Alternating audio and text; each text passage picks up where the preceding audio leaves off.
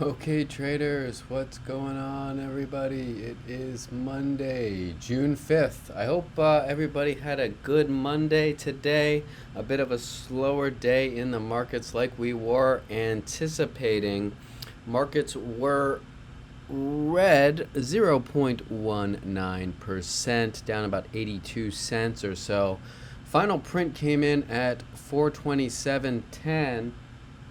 And of course, we're starting off here on the daily chart of the S&P 500, the Spider ETF.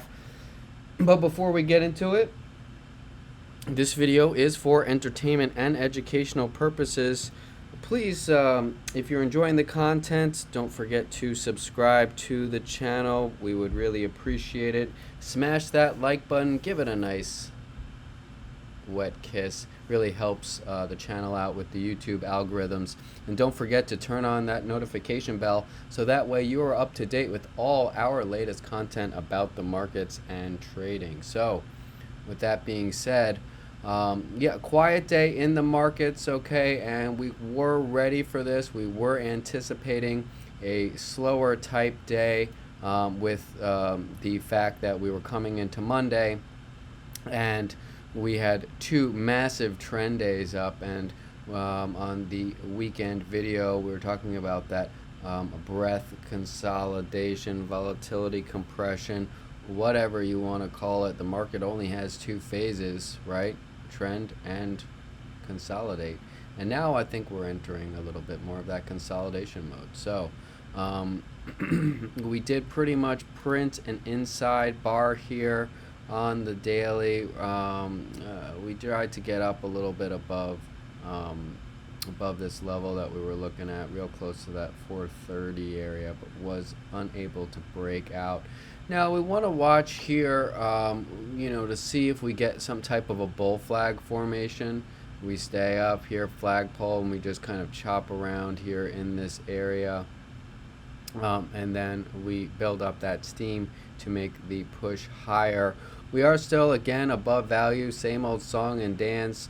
Momo is really not there yet as far as those overbought readings. We've already been over the weekly. Nothing has changed as far as that's concerned. But the reading is, again, it's just creeping up a little bit higher, about 12.5 now. So I'm definitely watching that as this rises, and certainly if we get into the 13s and even the 15s, anywhere in that range, definitely will be very cautious. I was talking about this over the last few days. It's not really a time to be starting any new long positions, in my opinion, as the risk to reward is just not there at the moment. But of course, day trading, that's a different story, but I'm kind of mainly talking about a swing trades at this moment. Certainly there are stocks that have been lagging. I've been watching Disney and a few other ones that could have some upside potential, but either way, if the whole market isn't going up, those aren't going to catch a bid either. But I am watching also oil, as tech has just been so hot, and I'm just keeping an eye out for that potential sector rotation, right? XLF is still down as well, but IWM actually has been kind of catching my eye. We don't normally cover it on here, but it has been catching my eye as it's been a little bit more constructive recently, and this is not the chart that I want to do. We've been kind of trading in this range in IWM here, but we're starting to see some nice signs in the small caps in the Russell, and I want to see, if this pretty much, I want to see if this base that we kind of broke out of here is able to hold, and that would be very interesting. I was also noticing ARC putting in some nice moves recently, so we'll have to see. It's not the prettiest chart by any means, but I am watching as this develops. There was pretty much relative weakness in IWM today, down 1.34%, down about $2.40 or so. So much more of a significant pullback on IWM today compared to the S&P or even the tech sector in QQQ. Again, something we don't really normally cover, but I am always watching as well. But geez, I mean, look at this run on tech here, and I don't know when I put this on, but we're definitely seeing some resistance up in this zone that I have been watching pretty extended from its its basic homeostasis area here. It's a happy place at the 20. So this space here between price and the moving averages are very interesting to me, and just a little bit concerning. But if this falls, it doesn't mean that the market is, if this starts to retrace, it doesn't mean anything overall negative about the market. With that sector rotation, there's no, it's totally feasible to see the Dow pick up the slack, or IWM. So yeah, but anyway, enough about that. Let's get back into SPY, where we normally put our attention. We've also been talking about this volume divergence, right? And again today, kind of lower volume overall, so I am watching that as well. But the main structure that I am personally paying attention to, right, is the megaphone pattern. And we broke out of this bigger this bigger structure that we have been watching. So I do think it's potentially healthy that we come back and retest and see how strong that is, and then make another move higher, or we don't actually touch it and we just actually end up kind of hanging out in this broader zone here, and then potentially making that move higher. But it's hard for me to look for a deeper retracement or even a gap fill until we break underneath it. So it's not about predicting and trying to, how many people were trying to predict the top here before we broke out on Thursday or on Friday, right? So, of course we make some anticipations in the market. We have a theory, but at the end of the day, price action is king, and that's what you have to follow.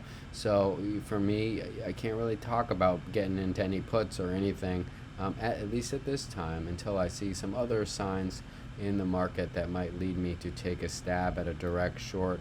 Of course, those are always high risk trades, but the safer, of course, more conservative play will be breaking back under the structure, coming back and retesting, and then coming back down. And that's fine and well. I mean, I don't have to pick the top. If I can still get in short and get a move down to the 20, that's fine. That's great. I'll take that any day. But if I see some more signs that are giving me the idea to take a direct short, then I'll do it. We caught that short here back in February. We caught the short here as well. So those were two direct shorts that worked out nicely for us. So, but it's just not there yet right now. But let's get a little bit further into, I think, the fib chart, and really nothing to see. Same situation here, just waiting on a potential back test for a long. So really nothing there that excites me or has anything new for me to say. So let's just get into what I'm looking at into tomorrow, right?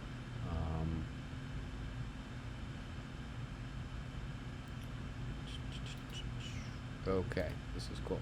All right, so so I readjusted the range a little bit. It seems like it's kind of been established now. You could really even make the case here that we could have this as the range. I think that's totally well and fine and valid. We were talking yesterday about a potential long idea coming down into this area here at this 426.40.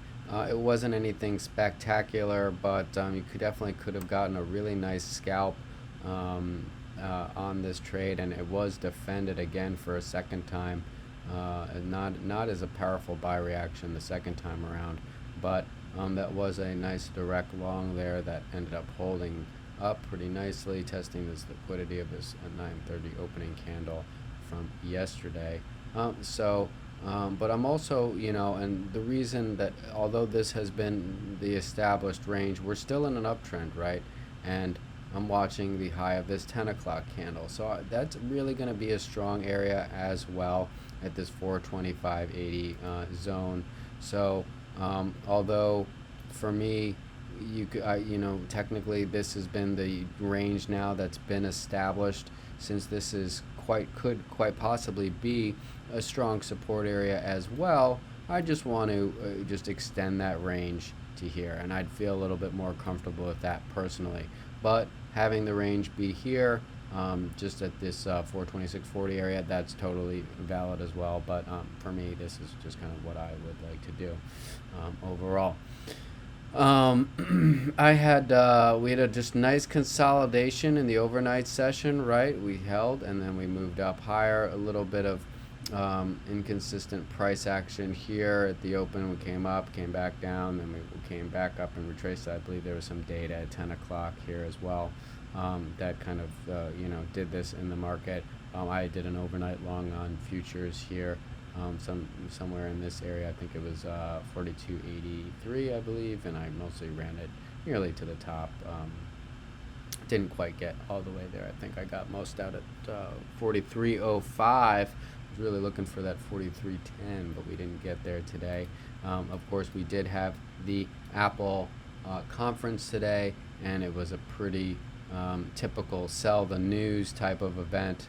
And that was up I think it was up about 2% or maybe 1.5% today, and then ended up closing red, like down $1.30 or so. I think it closed red about 0.75%.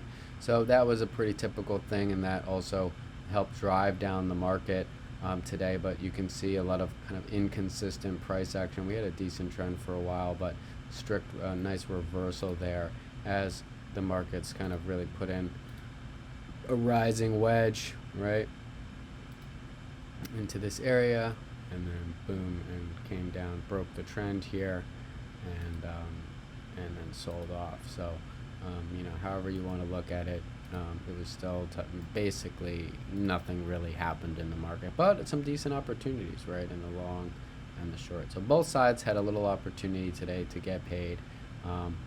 429.60 coming down to, that's about $4. So there was a decent intraday range to be able to mess with. Futures really wasn't quite as good. I think it was up about 12 points at its peak, or 13 points, and then closed, I think, just about flat more or less. But so for me, now that this range kind of has been established, I'll be really looking for shorts if we start to get underneath this range. We're looking for a break under, right, some confirmation under, then a come back up and retest, and then looking for the short side back down into this area. But overall, we are still in an uptrend, right? And unless this range gets broken, I'd still kind of be more interested in direct buying, looking for longs, and looking for a bigger confirmation that the short or retracement could be in order. But this might be the sign that I am looking for. If we do finally break this, come back, retrace, and then maybe come back into here where I'd cover and then go long again in this 422.50 area, 423, retest, come down to here, and then get out, buy, cover, and then come back up. So that's kind of something that I would be potentially looking at, but I don't know, if we'll get all the way down there. It's very possible, but we'll have to, see how that plays out. But here's pretty much our range. Top side 429.62.65 we could call it, and bottom side 425.80, 82, 85, anywhere in that area. So that's kind of our range that we will be looking at, and we can just trade around this as well. It's not awful, but it's still a market that needs to find balance right in this move, and we'll look to consolidate further as we either distribute and there's no more inventory to go long in the auction and we sell off, or we actually break out of this range and then come and reach for that higher liquidity above. I'm not, again, I don't know which one it's going to be, but I'll have plan, of course, and for both sides, and that way I can react to it accordingly. And of course, it's the same situation. If we do break out of this range, I'm not going to be chasing a breakout. I'll be looking for breakout, come back in, shorts will cover, testing that liquidity, and then boom, we'll come back up. Okay, so that's kind of, and it's obviously, we went over it on the short side there.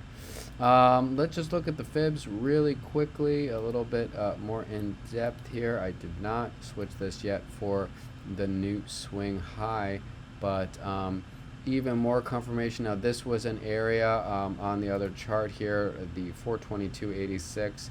We just go back really quickly. Okay, so this is that same area I was talking about considering a direct buy in our other chart here. Going back to the fibs really quickly, that's going to be basically our 23.6 extension. So we know that's kind of the major bull area to have to hold. And if that breaks, then we've got the 38.2, and if we certainly get a nice trend going, I could see us potentially trading back inside of value under here, and then maybe making a move for that short side down to here. But this short underneath, I'd feel a bit more confident on personally, but there's definitely a something to be said for a short here as well. This is really where you can get, I would feel, this would be a warning sign that I still might take, under 425.82, that I still potentially would consider. But this one, breaking under the 32, the 23.6 here extension, that one I would be even more, confident in that bearish retracement. And again, it doesn't mean that the bull market's over or anything like that, just a healthy retracement to retest price. And likely, where would we go? I mean, if we start to break this level, certainly would be looking at maybe the top of this pre-market high here where we saw this pivot right around 419. 420 is definitely interesting to me, but another area that we have to consider a lot of liquidity might be sitting is down in this zone here around the 419. 419.23, 418.70. This base, right, that triggered Thursday's breakout, that being retested there. It's very possible, and it's very close to volume point of control here as well.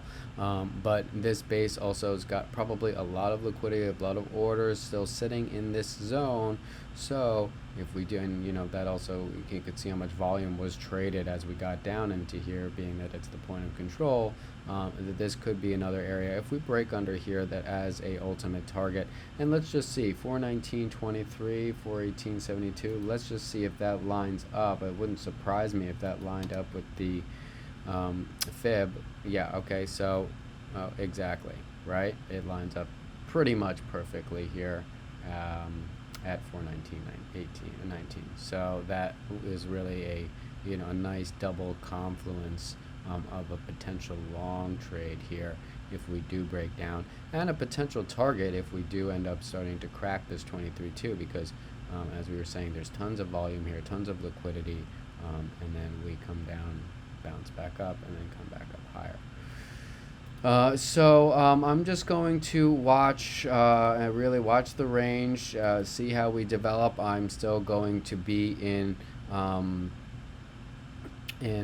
defense mode, as right now we have again shifted in our cycle, and you can see here, and we talked about this a little bit in the weekend video, right? Okay, trend, and then trend, consolidate, trend, consolidate, trend. Now we don't know how long everything's going to trend for, right? This one was a consolidate, not for very long, but now we're back in this cycle again. Okay, so this is when we want to be on defense, not stepping on the gas. Trust me, there will be another time that the markets will go like this, and we can go in full size and and trade a little bit more aggressively or what have you, or really hold on to our runners. When we get into these cycles, it's quicker plays, more defense, smaller size, interacting with the market a little bit less, as the price action overall is a little bit less than conducive to interact with. Okay, so yeah, that's pretty much everything I wanted to go over. Let me just see about the 4-hour, if there's anything here. No, Jesus, I'll just way above value. Anything here? Okay, we are below point of control, at least on the 30 here, but we are still overall in an uptrend, even though we are in this consolidation phase. So I really am probably going to stay off of the shorts until we start to really break underneath this area, or even more confident would be again breaking under this area for the short.